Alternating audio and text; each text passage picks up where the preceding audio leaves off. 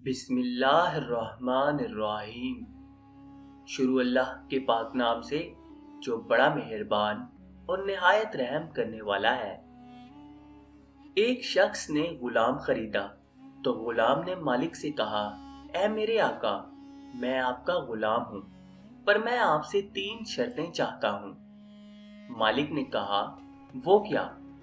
تو غلام نے جواب دیا، میری شرطیں یہ ہیں۔ نمبر 1، جب نماز کا وقت ہو جائے تو آپ مجھے نماز ادا کرنے سے نہ روکیں۔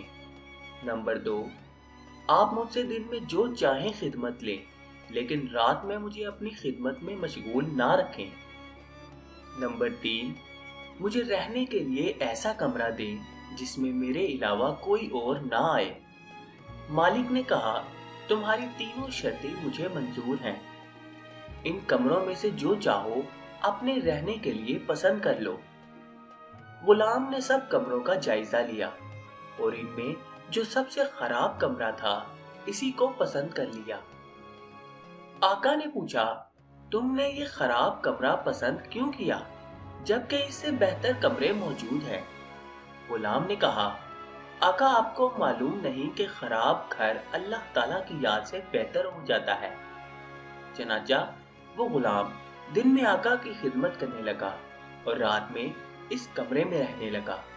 ایک رات اس کے آقا نے شراب و کباب اور لہو لعب کی مجلس منعقد کی۔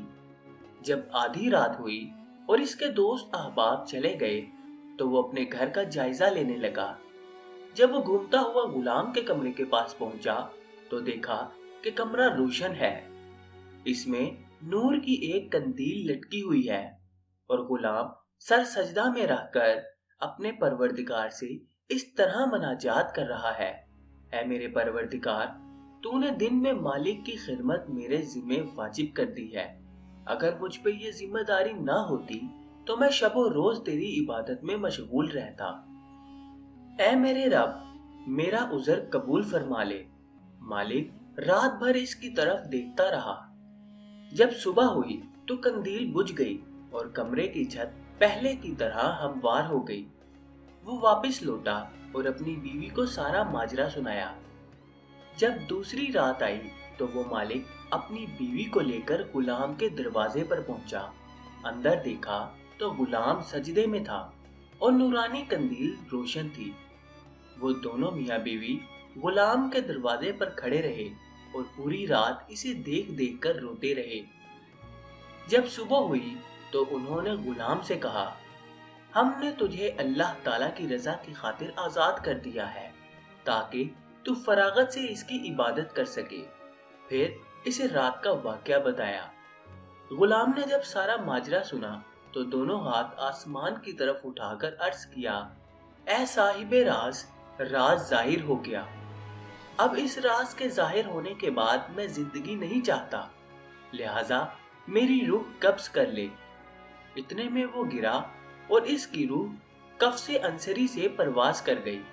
معلوم ہوا کہ جب بندہ اخلاص اور للہیت کے ساتھ ریاکاری سے پاک اللہ تعالیٰ کی عبادت و ریاضت کرتا ہے، اپنی دنیاوی مصروفیات سے وقت نکال کر اس کی ذات سے لو لگاتا ہے، راتوں کو اٹھ کر اس کے حضور سر بسجود ہوتا ہے، تو چاہے وہ دنیا کے کسی بھی منصب پر فائز ہو، اللہ تعالیٰ کی رحمت یوں ہی ان کی طرف متوجہ ہوتی ہے، جسے دیکھ کر لوگ اش اش کر اٹھتے ہیں اور ان کی زندگی دوسروں کے لیے مشعل راہ بن جاتی ہے۔ پھر جس جگہ یہ اللہ کی رضا کے طالب ہو جاتے ہیں، اللہ تعالیٰ اس اجڑے چمن کو بھی ان کے دم سے آباد کر دیتا ہے۔ جب بندہ مومن خلوص کے ساتھ عبادت کرتا ہے اور نمازوں کی پابندی کرتا ہے تو اللہ اسے کیسے انعامات و کرامات سے نوازتا ہے۔ حدیث کی روشنی میں ملاحظہ کریں۔ حضرت ابو ہریرہ رضی اللہ تعالیٰ عنہ سے روایت ہے کہ نبی اکرم صلی اللہ علیہ وآلہ وسلم نے ارشاد فرمایا، نماز میں 10 خوبیاں ہیں۔ نماز نمازی کے چہرے کی رونق ہے، نماز قلب مومن کی روشنی ہے، نماز بدن کی صحت و عافیت کی ضامن ہے، نماز قبر کی مونس و ہمدم ہے، نماز نزول رحمت حق کا باعث ہے، نماز آسمانی خیرات و برکات کی کنجی ہے۔ نماز سے میزان عمل بھاری ہوگا۔ نماز جہنم کی ڈھال ہے۔ جس نے نماز قائم رکھی اس نے اپنا دین قائم رکھا، جس نے نماز چھوڑ دی اس نے اپنا دین ڈھا دیا۔ جزاک اللہ۔